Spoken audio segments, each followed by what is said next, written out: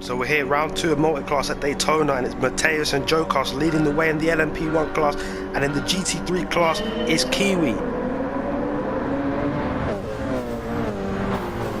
We've got the race underway now, 1 hour of entertainment, be prepared. There goes Jokas to the inside, and Mateus there. What's going on for him? He just let everyone go back by. Well, Mateus has decided to start this from the back, so Jokas is now out in front for Ferrari, and Jules takes him on the inside. So this time it's now Jokas who seems to be letting cars through, as he just missed his braking point or something like that. But Jules and Pan Am have now gone through to take first and second, and it's still side by side further down the order. It's Storm going around the outside of Gold, and Damien, who's counter-attacking. Damien on the inside takes back fourth, and there's Mateus in the mix as well. And there was I think there was a contact there. Is that Storm who went? He spun round. Storm has spun round here. All about Jules out in front though. Jokas continue to put pressure on Pan Am right here. Gets closer. These LMP1 cars are rapid, man. There he goes, just like that to the inside, and that easy. Bus stop incoming though. Can Pan Am counter and make a move right there? Jules just continuing to lead out in front. Couldn't do anything there. He's got a good exit though, Pan Am. Could do something now. If he could try and move Jokas off the inside line, he could have a chance. I don't think it's doable to go around the outside.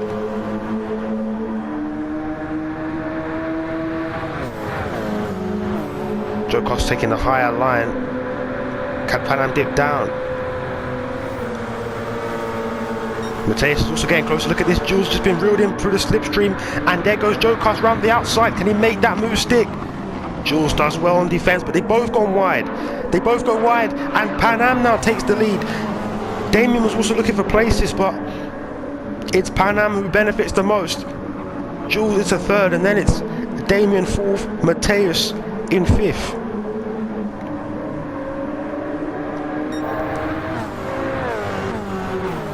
So the LMP1 cars, they're still doing good battle. Mateus going around the outside. That's a brave move from the Brazilian. Can he make that stick? Absolutely no way. He has done it. Brilliant move from Mateus there. I don't think Damien expected that one to come. Let's see what happened with Mateus then. So we're looking at Mateus from the chase camera. See Jokas behind him, and then I think, yeah, he just missed his braking point.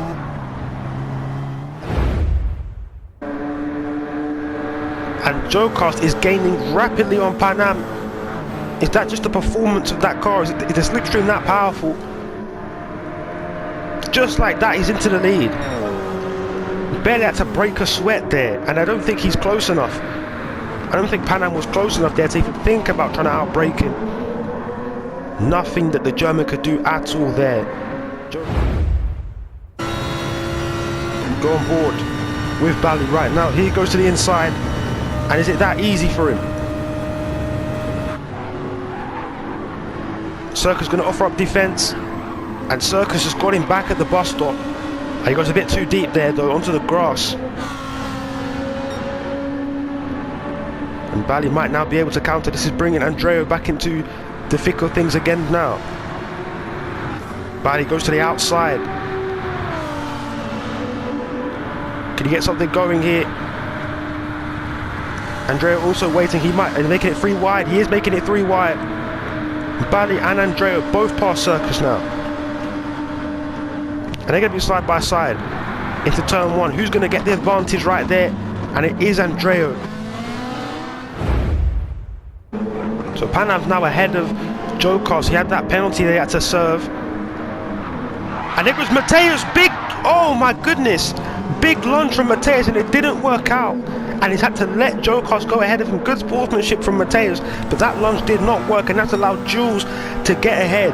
We've got to look at that one again there. Audacious attempt by Mateus, and it did not work at all. This from Mateus' perspective. Let's see it here again. Look at this. He just sees the gap, and it just closed. It closed. And by the time it was there, it was all the way shut, and around went Jokas. And the Penske man has got a very bad exit. Here comes the Italian again, and just like that, he's back into second. but Jules is back in the slipstream. Just give him a bit of time and he might be able to attack.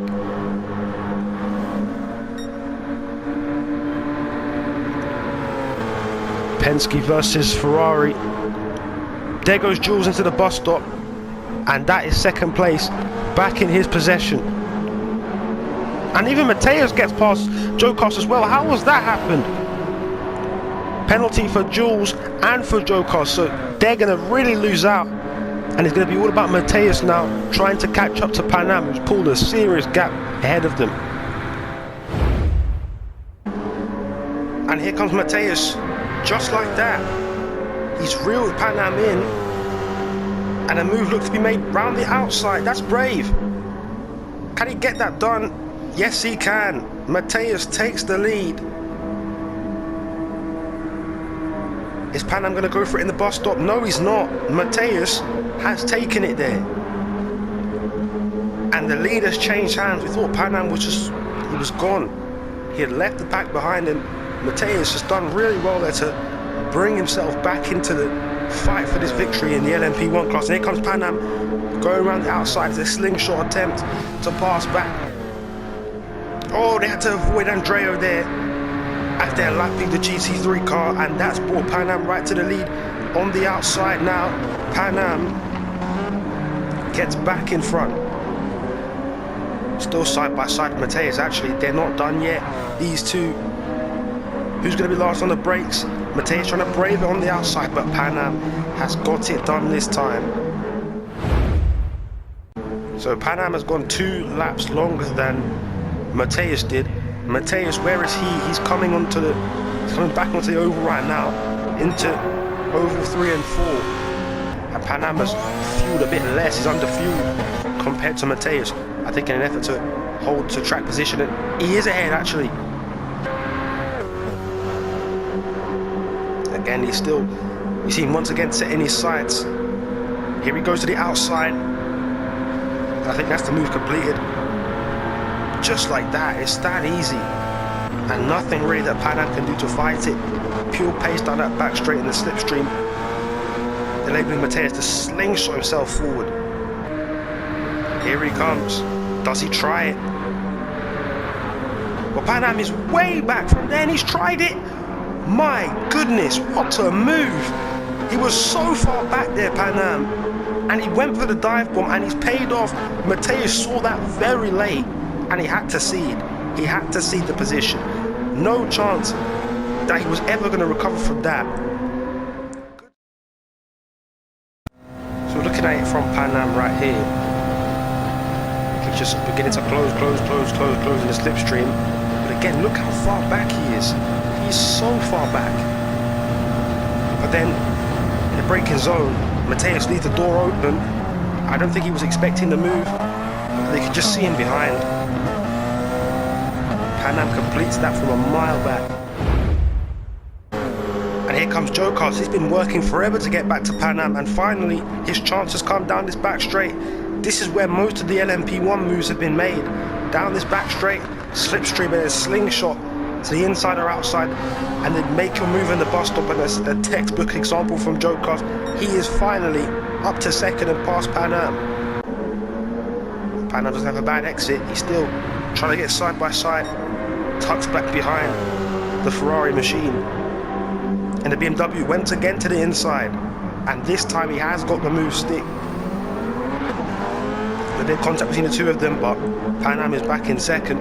This back, to be honest, for Kiwi, that's got to be the easiest ride of your life. Basically had nothing to do, drop the entire GT3 class behind him. The ace of the Aston Martin, Kiwi wins at Daytona in GT3. So Penske do cross the line first in the GT3 class. But in LMP1, well, this man, he just continued to progress further and further up. Once took the lead, never relinquished it. It's Mateus, ladies and gentlemen, who takes the win in the LMP1 class. Mateus wins for JBM, and their winning streak in WEC and GCOR continues. Brilliant patch of form they're in. Mateus is the next winner.